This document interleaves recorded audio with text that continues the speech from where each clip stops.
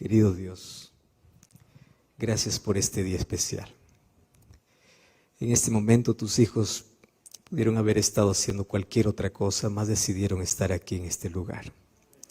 Y si estamos aquí es porque en nuestro corazón hay una necesidad grande de poder tener un encuentro contigo. Gracias por tu cuidado, gracias por tu amor, gracias por tus bendiciones. Gracias porque siempre propicias un encuentro con cada hijo tuyo. Y en este momento queremos pedir una vez más que tu Santo Espíritu pueda sentirse en este lugar, mas no en un lugar físico, sino hablando a nuestro corazón. Que nuestra mente, que hoy está preparada después de poder alabarte, escuchar música, de poder elevar esta oración, queremos que nuestra mente esté preparada para poder oír tu voz. Y que tu voz una vez más, de una manera suave, tierna, pueda tocar las fibras más íntimas de nuestro corazón. Que hoy podamos salir de aquí fortalecidos. Que hoy podamos salir diciendo, valió la pena este encuentro. Hoy tuve un encuentro marcante con Cristo. Y bendice a las personas que están siguiendo esta programación a través de redes sociales en diferentes partes de Norteamérica, Sudamérica, Interamérica. Otras partes del mundo están siguiendo también esa transmisión. Detrás de aquella pantalla fría hay un hombre, una mujer, un joven que lucha, que tiene problemas. Hay personas que hoy están en una camilla, allí probablemente llegando este mensaje a través de internet. Que tu mano poderosa pueda extenderse para poder curar, para poder restaurar. Mas también pido por todos aquellos que estamos aquí hoy, que hoy podamos ser abrazados por tus promesas, que hoy podamos ser fortalecidos por tu palabra, que hoy podamos salir con la seguridad de que nuestra vida ha sido transformada en el nombre de Jesús. Amén. Amén. Qué bueno es poder tener este segundo encuentro. Me alegra poder saludar a ustedes una vez más. Hoy estamos dando continuidad a una serie especial que comenzamos ayer sobre restauración. Y yo quiero comenzar saludando también a aquellos que están detrás de una pantalla, allí por Facebook, por YouTube, aquellos que están sintonizando también por radio. Sé que hay una radio en El Salvador que está sintonizando o colocando al aire estos mensajes de esta semana especial. Así que mi cariño y mi abrazo para todos ustedes. Estamos aquí desde la Iglesia Adventista en El Paso, Texas, y aquí estamos viviendo momentos muy especiales de adoración, pero sobre todo ese momento especial donde permitimos que Dios hable a través de su palabra. Y nuestro abrazo y nuestro cariño también para ti que estás allí participando desde casa o mientras estás haciendo cualquier otra actividad. Muy bien, hoy vamos a hablar otra vez sobre restauración. Y yo quiero que ustedes puedan acompañarme a un texto bíblico y repasar una historia muy conocida. Sin embargo, tiene lecciones espirituales importantísimas para nosotros. Vamos a Juan capítulo 8. Juan capítulo 8. Y vamos a leer a partir del versículo 3 hasta el versículo 11. Juan 8, 3 al 11. Y en estos textos bíblicos, como ya lo hicimos en el primer programa, yo voy a dejar que ustedes puedan repetir algunas frases que quiero resaltar en este mensaje.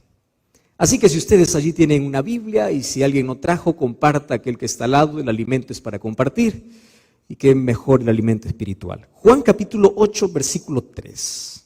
Dice así: Entonces los escribas y los fariseos le trajeron una mujer sorprendida en adulterio. Subrayen esa palabra en su mente. ¿Está bien? Sorprendida en adulterio. Y poniéndole en medio dijeron: Maestro, esta mujer ha sido sorprendida en el acto mismo del adulterio. Ustedes se acuerdan que yo ya les dije que cuando hay una palabra que se repite más de una vez, debemos parar, pensar qué mensaje trae eso, esa historia, ese texto de la Biblia. Y aquí ya vemos que en apenas 2 versículos, los fariseos insisten en que la mujer que trajeron delante de Jesús fue sorprendida. Así que guarde esa palabra allí en la cabeza, que de aquí lo vamos a analizar. Vamos al versículo 5. En la ley nos mandó Moisés apedrear a tales mujeres. ¿Y tú qué dices? Mas esto decían, tentándole para poder acusarle. Pero Jesús, inclinando hacia el suelo, escribía en tierra con el dedo. Y como insistieron en preguntarle, se enderezó y les dijo: el que de vosotros esté sin pecado, sea el primero en arrojar la piedra contra ella. E inclinándose de nuevo hacia el suelo, siguió escribiendo en tierra. Ojo, otra vez se repite. Jesús escribe, habla y vuelve a escribir. Pero ellos, al oír esto, acusados por su conciencia, salían uno a uno. Ahora voy a dejar que eso, de allí en adelante, ustedes puedan leer. Voy a repetir el texto porque eso necesito que ustedes puedan leer. Otra vez. Ellos, al oír esto, acusados por su conciencia, salían uno a uno. Continúen la lectura. ¿Qué dice?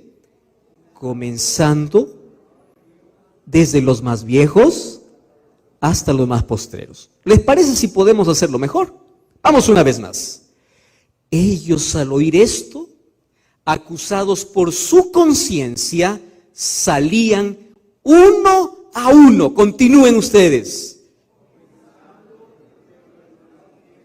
Hasta los postreros.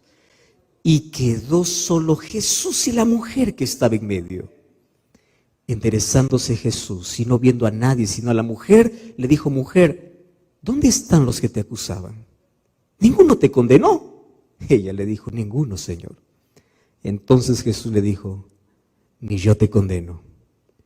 Vete y no peques más.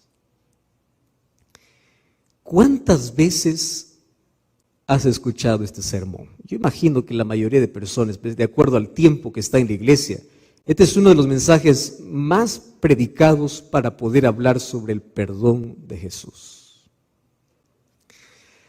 Mas hoy yo quiero extraer de esta historia 4 puntos importantes.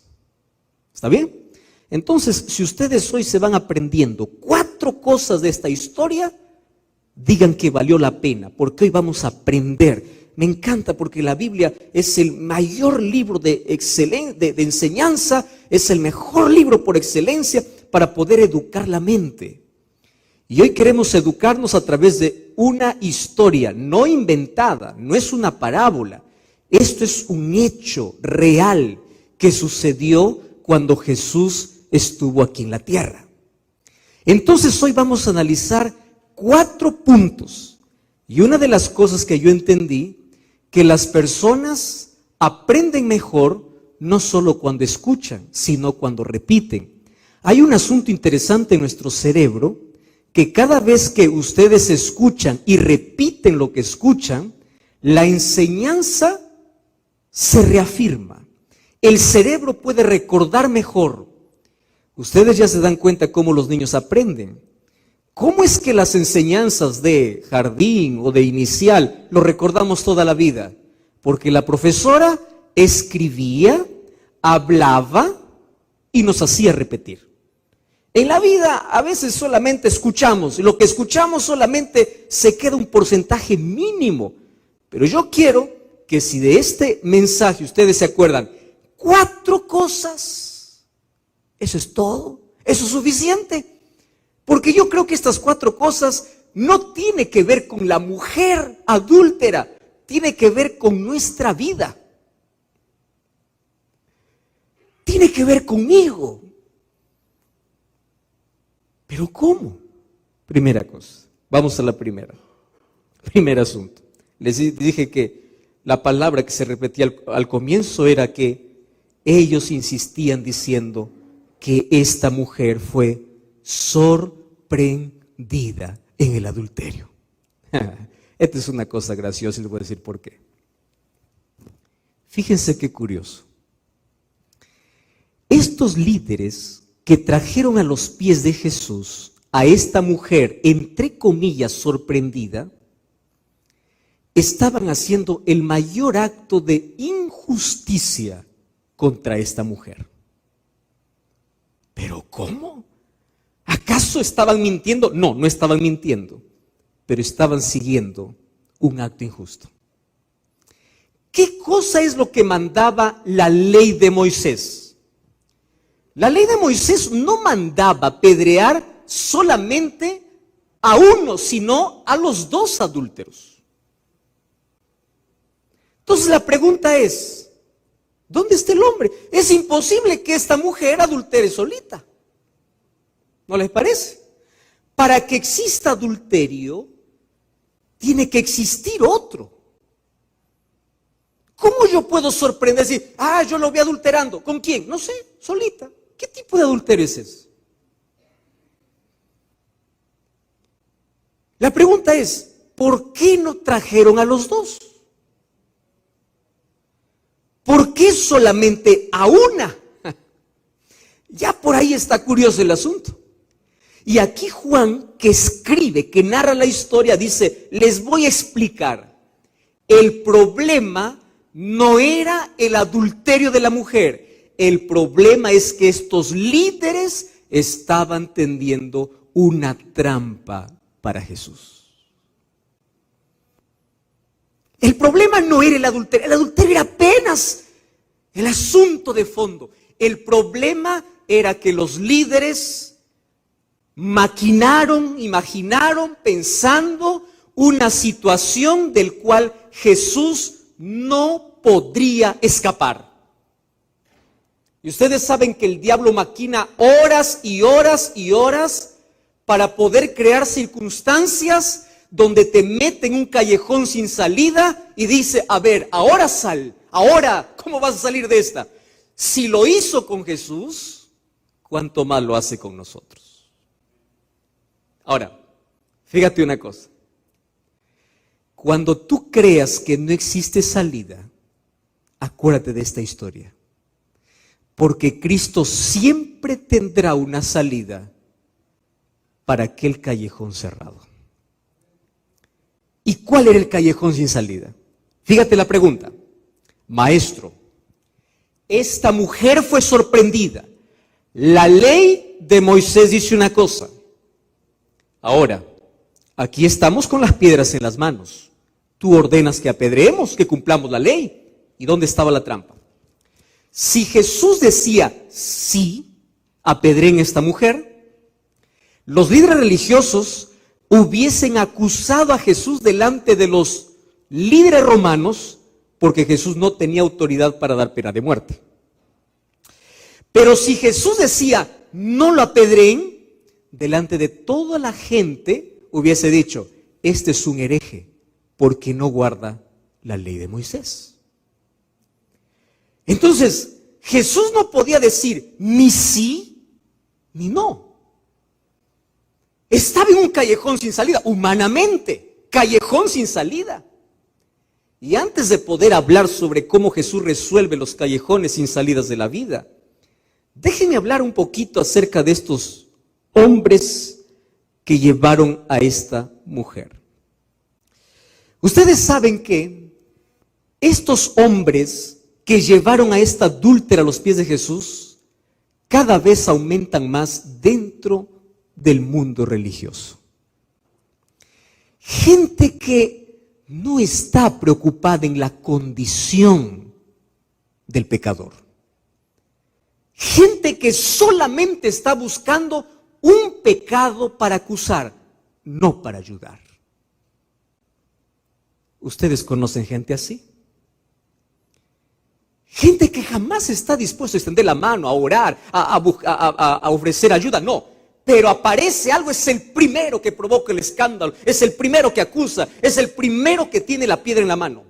O sea, esta gente anda ya con piedras en la vida. Al primero que ellos encuentran pecador, quieren lanzar la piedra y quieren decir, este merece morir, este no merece. Y estamos viviendo en una sociedad de quien merece y quien no merece. Tú no mereces, él sí merece. Tú mereces, él no merece. Y hay gente que está allí, yo no merezco, yo no merezco. ¿Quién te dijo que no mereces? La familia, los amigos, la iglesia, el líder, el pastor. ¿Quién te dijo? Porque vivimos en una sociedad así, donde hay tanta piedra que se lanza ante el primero que se equivoca. Hay gente que anda con piedras en la mano. Gente que no está preocupada en la salvación, simplemente en la condenación. Esos son los instrumentos de Satanás que tiene en todo lugar. En la casa, en el trabajo, en la escuela, en la universidad y en la iglesia. Mucha gente así. Gente con piedras. Ante el primer defecto, piedra y piedra y piedra. Ustedes saben en la Biblia quién es el único encargado de poder acusar, es el diablo.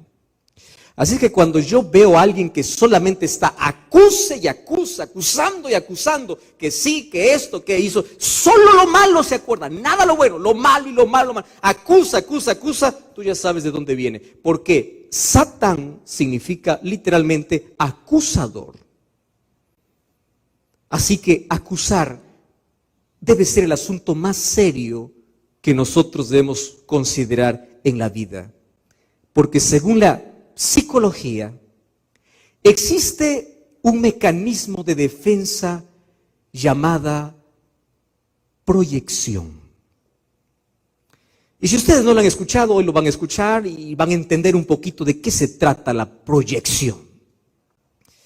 Proyección es mirar con lupa los errores del otro, pero minimizar el mío. O mejor, miro mi problema en el otro y al ver mi problema en el otro, me da ira, me remuerde. Por eso es que la persona que siempre está hablando mal del otro porque es así y es asá, está escondiendo algo, solo que está dentro. No lo expresa.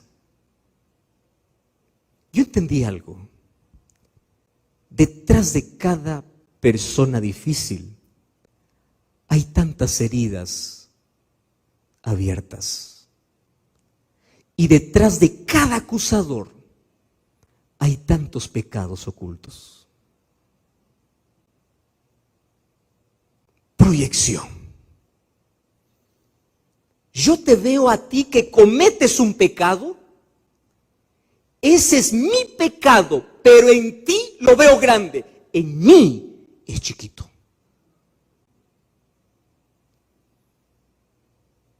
Y me da tanta rabia que tú lo cometas y yo no pueda. Así que como yo no puedo cometerlo, me da ira. Entonces yo te voy a acusar. Yo voy a hacer todo lo posible para acusarte, inclusive maldecirte y decirte que tú no mereces nada, que tú mereces morir. Porque me afecta tanto ver mi propio problema en el otro.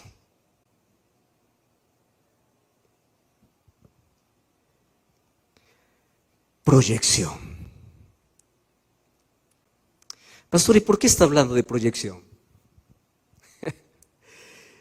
Porque toda esta gente que estaba con piedra en mano acusando a esta mujer,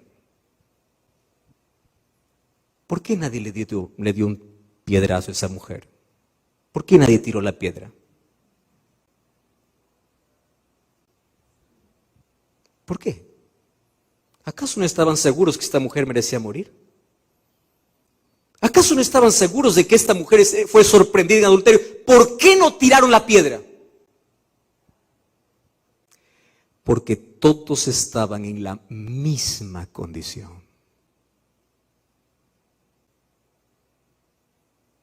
Solo que estos líderes proyectaban su problema en el otro. Y Jesús por eso repitió varias veces, en lugar de mirar la paja de tu hermano, mira la viga que hay en el tuyo.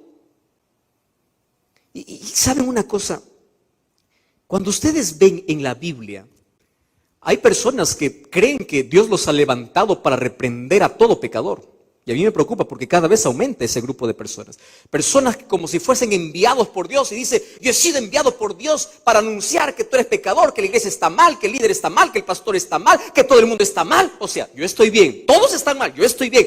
Pero y están allí acusando y detrás complicando la vida de todo el mundo y tirando piedra y tirando piedra. ¿Y sabes por qué me preocupa? Me preocupa por lo siguiente. Cuando Jesús estuvo aquí en la tierra, las mayores reprensiones que dio nunca fue a los pecadores. ¿Sabes a quién dio las reprensiones más duras? A los religiosos. Yo no voy a encontrar una reprensión a alguien diciendo, hey, tú miserable pecador, mereces morir. Hey, pródigo, tú no mereces volver a casa. Yo no encuentro a la mujer adúltera diciendo, adulteraste, sí, tiren la piedra. No encuentro, pero sí encuentro a Jesús siendo duro con aquellos que tienen el rostro de santidad y el corazón podrido. Yo no encuentro a Jesús despreciando al ladrón en la cruz, ni a la adúltera allí cuando le trajeron a él, ni en la parábola del pródigo que representa a él, que cuando lo acabó todo, no hay reprensión para él, pero sí hay reprensión para los líderes, diciéndoles sepulcros blanqueados, por fuera brillan, por dentro están podridos. Entonces la pregunta es, ¿por qué la reprensión es para ellos y no para aquellos que son sorprendidos en pecado? Porque Dios no ve como nosotros vemos. Nosotros vemos acciones específicas. Dios ve motivaciones escondidas. Pastor, entonces no hay que decir nada, hay que quedarse calladito, vemos algo y nos quedamos así, de ojos cerrados. No. La Biblia dice que si tú ves que tu hermano peca y cae, primero, no te escandalices. Segundo, no lo publiques. Anda, búscalo, ora, ayúdale. Una vez, 2 veces, 3 veces. No quiere cambiar, ahora sí, anda con alguien más, anda. Y después, eso de poder publicar un error debe ser el último recurso. Pero el proceso es, anda tú a solas. Así que cuando alguien viene con un cuentito y te diga, yo tengo la calientita, yo tengo la última y no sabes, vi a fulano. ¿Ya fuiste a visitarlo? ¿Estás seguro? ¿Te contaron? ¿Ya oraste con él? No. Primero andas tu trabajo y luego vienes y me cuentas. No quiero saber. Porque es así como Jesús trata a todos los pecadores. Y porque nadie puede decir que es más santo que otro. La santidad de la cual habla la Biblia es la comunión diaria con Dios, que el Señor va puliendo nuestro carácter, nos hace semejantes a Él, pero dentro todavía está la naturaleza de pecado, así que aquel que piensa que está firme, mire que no caiga.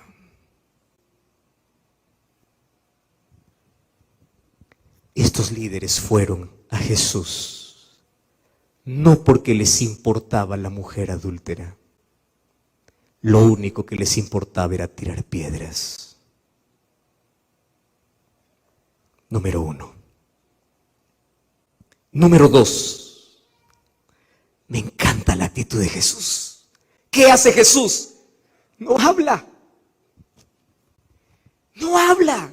Jesús, cuando ve la acusación, ahí esta mujer, en lugar de hablar, en lugar de decir las verdades, a ti, Juan, Tito, Juanito, Julio, Roberto, tú vienes a acusar, ahora te voy a decir cuáles son tus verdades. Ahora te voy a decir que tú eres pecador. No lo dice, porque Jesús jamás expone al pecador. El hecho de exponer al pecador es el último recurso en Jesús para poder ayudarlo. Pero Jesús primero da oportunidad, abraza, perdona, abre los brazos. Jesús nunca expone. ¿Y qué cosa hace Jesús?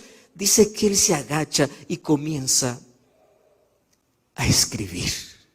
Eso es lo segundo que tú debes hoy, la segunda lección de hoy. La primera, tira las piedras que tienes en las manos. Es la primera lección. Segunda lección, ¿por qué Jesús escribe? Ustedes saben que en la Biblia aparecen solamente 4 veces a Jesús o a Dios. Bueno, Jesús es Dios. En toda la Biblia encontramos a Dios escribiendo solamente 4 veces.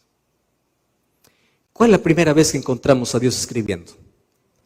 Éxodo 20, su ley. ¿Y dónde lo escribe? En tablas de piedra. Eterna, incambiable.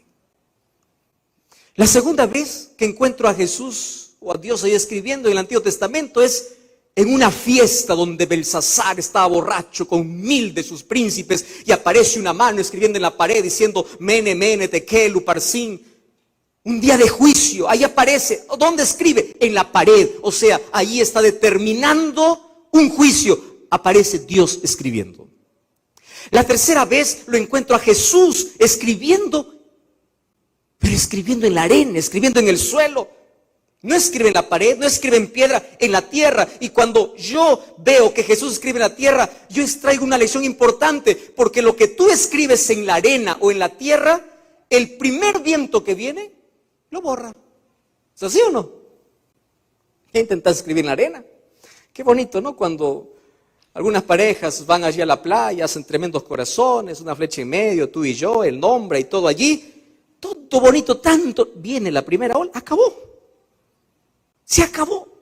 Todo lo que tú escribas en arena o en el suelo, lo acaba, se acaba. Entonces Jesús ahora escribe en el suelo. Ahora te explico por qué. ¿Y sabes cuál es la 4ª vez que aparece Dios escribiendo en la Biblia? Hebreos dice que Dios escribe su ley en nuestro corazón para que podamos ser obedientes naturales. Ahora, Jesús escribe en el corazón, en la pared, en la piedra y en la tierra. ¿Y por qué en la tierra? Porque lo que se escribe en la tierra puede ser borrado. Es decir, ¿qué cosa estaba Jesús escribiendo en el suelo? Los pecados que todavía podían ser perdonados. Y eran los pecados de todos aquellos que estaban acusando a esta mujer. Jesús no lo escribía por nombre. Jesús apenas escribía codicia, corrupción, deshonestidad, deslealtad. Y cada uno cuando veía esa palabra, su conciencia los llevaba a aquellas cosas que ellos hacían en su vida, pero en silencio, sin que nadie lo puedes ver, así solito nada más. Pero ellos eran los que acusaban al gobierno de corrupto, pero cuando iban al mercado y veían que le daba vuelto de más, lo colocaba en el bolsillo. El gobierno es corrupto, pero tú no eres corrupto cuando tienes un vuelto de más. Esos pecaditos que uno lo protege y lo tiene bien adentro, pero cuando uno quiere ver en el otro, ahí está la lupa, porque es tremendo pecado. Pero cuando es en mí, es chiquito. Y Jesús comienza a escribir. ¿Y sabes qué cosa es lo interesante? Que dice que cuando Él escribe, número 3, todos al recordar comenzaron a irse. Y yo les hice a ustedes repetir 2 veces el versículo 9. Porque yo considero, este es un asunto muy interesante. Y esto es el tercer asunto de esta historia. El segundo asunto es que cuando Dios escribe en la arena, es porque hay oportunidad. Ante el primer ante la primera confesión, tus pecados pueden ser perdonados. Número 3, versículo 9, dice que todos acusados por su conciencia salían uno a uno. ¿Más qué cosa dice allí? Comenzando por los más viejos hasta los más jóvenes. ¿Ustedes creen que la Biblia se escribieron las cosas porque se le ocurrió escribir al autor? Bueno, aquí voy a decir, comenzando. ¿Qué le costó a Juan decir así? Todos se fueron y nadie se quedó. Punto. ¿Se entendía el mensaje? Se entendía perfectamente. Pero ¿por qué, guiado por el Espíritu Santo, tuvo la necesidad de poder decir el orden en el cual se iban? ¿No les parece medio extraño? Era suficiente que en la historia pueda decir, cada uno al ver lo que escribía Jesús se fue. Pero ¿por qué dice? No, espere un momento, hay un detalle más. Se iban, pero comenzando del más viejo al más joven. ¿Por qué? Ustedes saben que hay varias interpretaciones para esta frase. Por ejemplo, hay algunos que dicen, bueno, comenzando por el más viejo, porque mientras uno más vive, pues más peca, ¿no? Es así, ¿no? Entonces, los más viejos tenían acumulados más pecados. Puede ser, pero yo no estoy muy de acuerdo con esa historia. Pero sí hay un detalle importante uniendo el versículo 9 con el versículo 3. ¿Y qué cosa es lo que voy a unir? No voy a imaginar aquí que solo fueron los viejos los que maquinaron, los que planearon, los que hicieron esta trampa para Jesús. No quiero entrar en suposiciones, pero sí quiero entrar en una realidad. ¿Cuál es la realidad? Es que mientras uno más crece, no es que comete más pecados. ¿Saben cuál es el problema? Mientras uno más viejo se hace, comete pecados más graves. Y yo te voy a explicar qué significa pecado grave. No existe pecado pequeño. Todo pecado ofende a Dios. Todo pecado ofende a Dios. Pero existe un problema mientras más avanza nuestra edad. ¿Saben cuál es el problema? Mientras más viejo, aprendes a disfrazar mejor tus pecados. ¿Sabes por qué? A un niño, ¿qué le importa si un momento le dicen, hey, mentiroso, ladrón, pecador, se siente mal y todo? Sí, pero le importa, él expresa. ¿Vas creciendo? No. Va cambiando la cosa. En la juventud es una de las etapas más difíciles, ¿verdad? Qué difícil es poder ver jóvenes en la iglesia, aquel que se mantiene en la iglesia, de verdad, hay que aplaudirlo como un héroe porque tiene tantas tentaciones. La pregunta es, ¿solo el joven tiene tentaciones? No, el viejo también lo tiene. Pero ¿cuál es la diferencia entre los más viejos y los más jóvenes? Y aquí no estoy hablando nada en contra de los viejos, estoy hablando de mi propia realidad, porque mientras uno más crece, tiene más cosas que cuidar. Y entre las cosas que tiene que cuidar, mientras más viejo, más cuidas tu reputación. Mientras más joven, no te importa mucho. Por eso es que mientras más avanza la edad, más aprendes a disfrazar las cosas. Y aquí déjame contarte un asunto interesante de esta historia.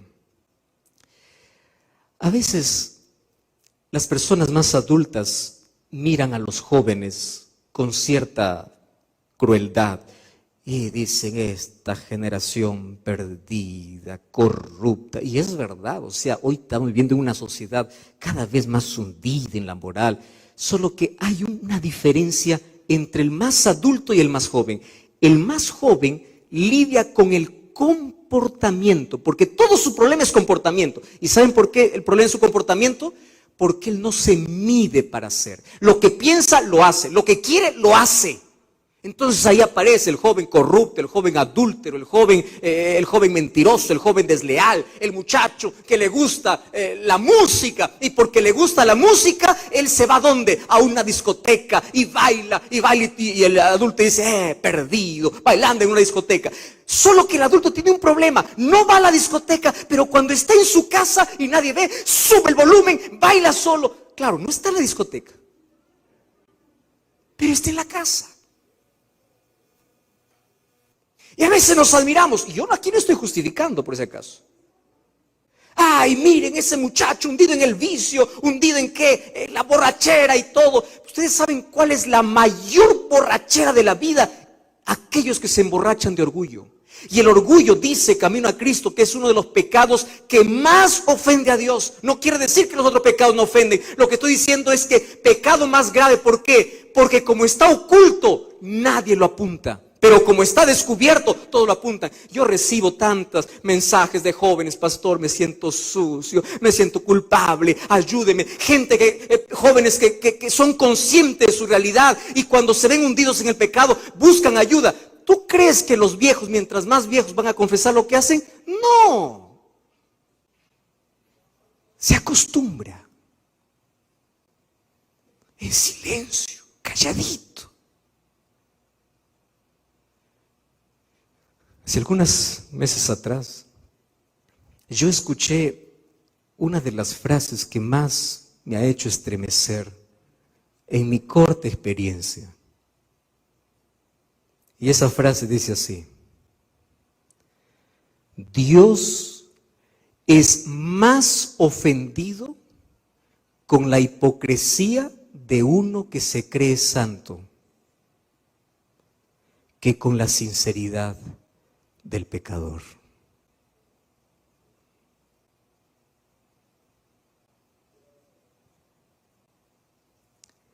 Lo que pasa es que cuando nosotros crecemos aprendemos a camuflar, aprendemos a esconder todo en nuestras motivaciones, y como nadie ve las motivaciones, pues nadie te condena. ¿Y sabes cuál es el problema? Que un día pierdes la noción de la realidad y piensas que lo tuyo ya no es pecado. Pecado, los otros. Yo, camufladito, es chiquito. Pero aquel que cometió grave pecado un día se arrepiente y se salva. Pero aquel que escondió un pecado chiquito y nunca se arrepiente, se pierde. O sea, ¿tú entiendes lo ilógico de esto? Una de las cosas que yo digo es lo siguiente: el cielo estará lleno de grandes pecadores arrepentidos y el lago de fuego estará lleno de pequeños pecadores que no se arrepintieron.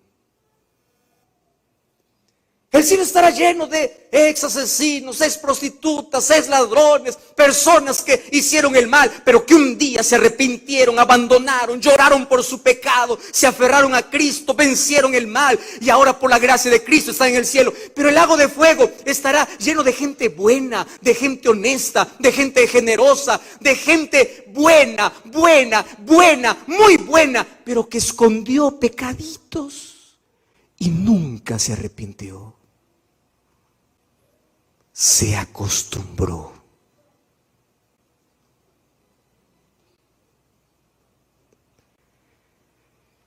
Comenzando de los más viejos hasta los más jóvenes.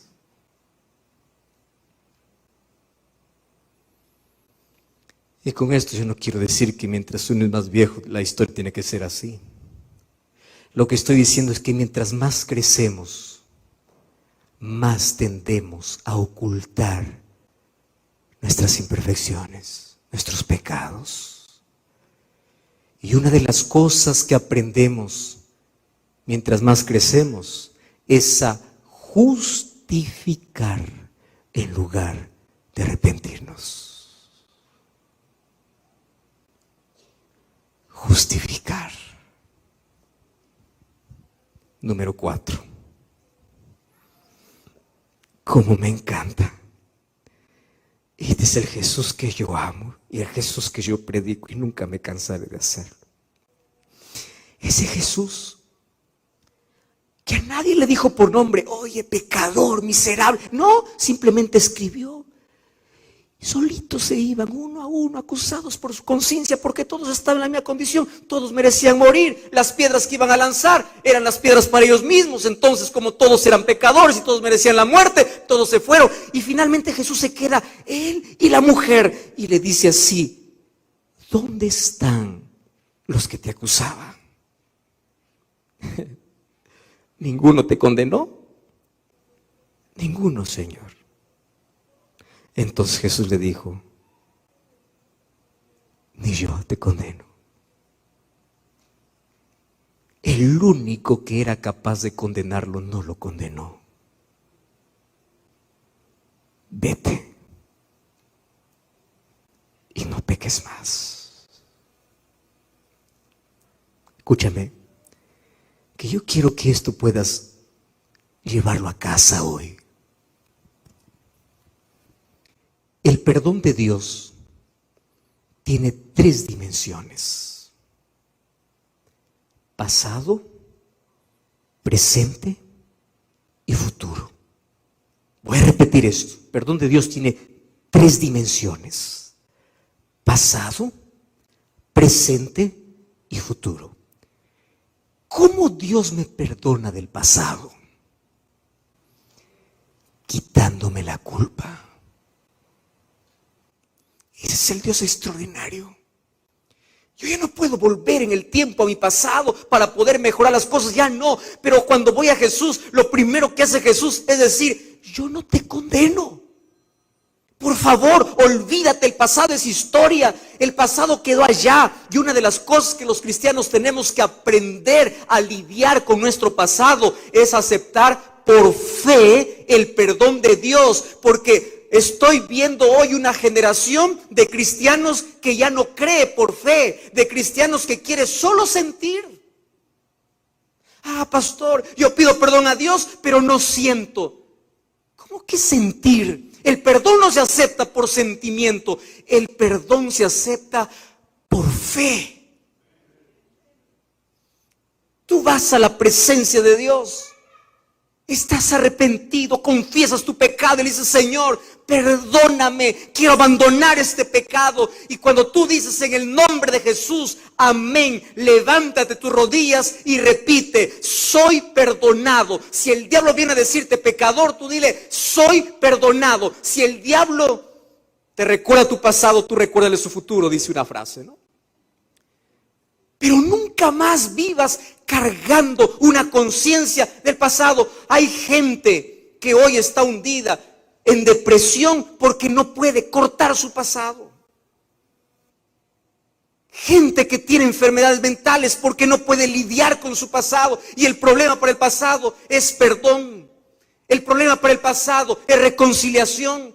Y cuando uno, mientras más se aferra al pasado, más heridas se abre, que la mente se enferma y tienes que buscar un profesional en salud mental para poder ayudarte a desatar aquellos nudos mentales, para poder curar aquellas heridas. Cuando todo eso pudiste haberlo evitado, cuando por fe aceptas el perdón de Dios y escuchas de Dios: ni yo te condeno.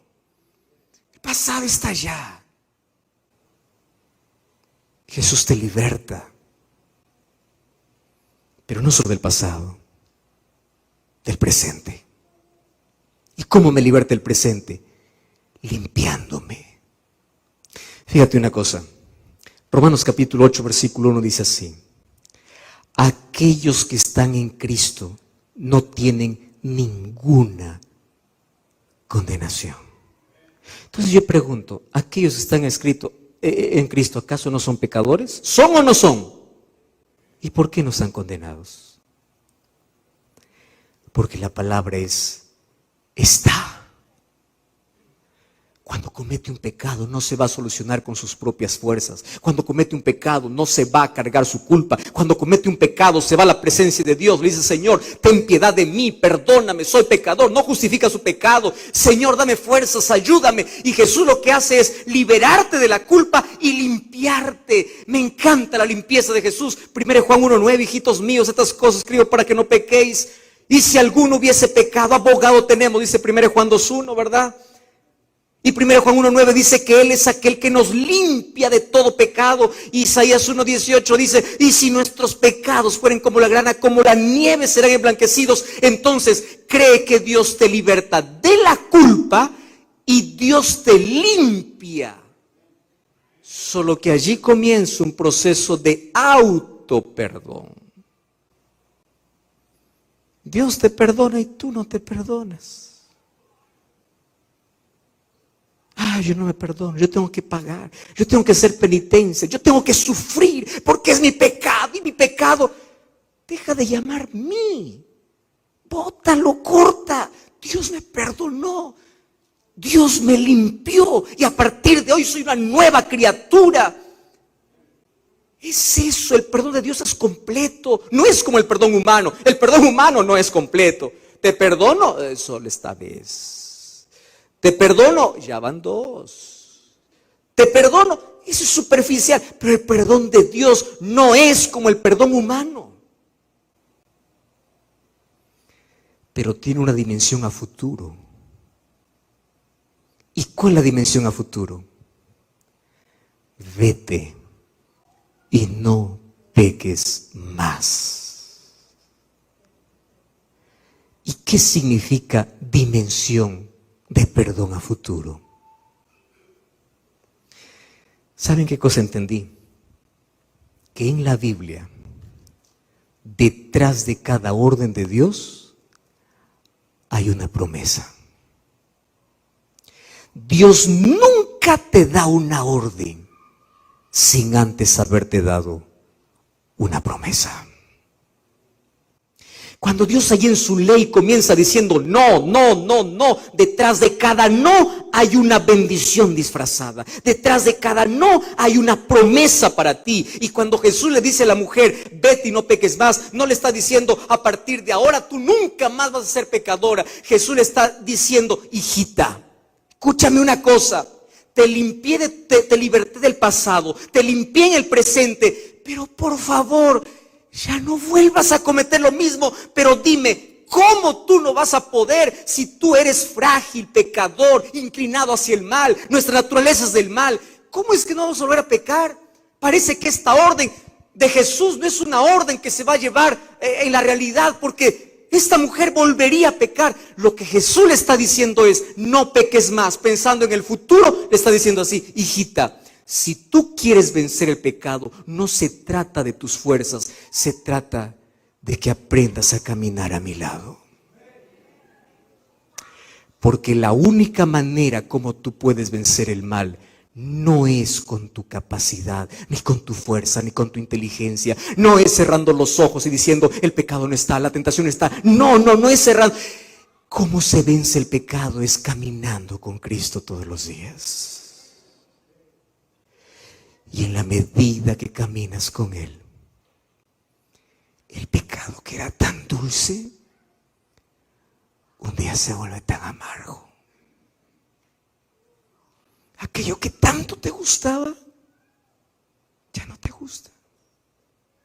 ¿Ustedes saben cuál es la peor guerra que hoy vive el cristiano? Pelear con el pecado. Ay, pastor, yo no puedo vencer mis pensamientos hacia el mal, no puedo vencer, soy ladrón, yo no puedo vencer, soy mentiroso, no puedo vencer, soy desleal, no puedo vencer un vicio, no puedo vencer. ¿Quién te mandó a vencer? Lo que Dios te ha mandado es aferrarte a Él, a caminar con Él. Y mientras más caminas con Él, menos fortaleza y fuerza tendrá el pecado sobre tu vida. ¿Saben qué cosa entendí? Que la mayoría de nosotros luchamos contra el pecado y siempre fracasamos. Cuando nuestra mayor lucha debe ser aferrarse de Cristo para no soltarnos de Él. Esa es tu lucha. Si tú peleas con el diablo, él se va a reír de ti. Pero si tú le presentas a Jesús, él va a temblar de ti. ¿Sabes por qué? Porque él jamás pudo ganarlo. Pero a ti sí. ¿Tú sabes qué es lo único que hace el diablo para destruirte? Separarte de Jesús. Mientras tú no te separes de Jesús, ninguna condenación hay para los que están en Cristo Jesús.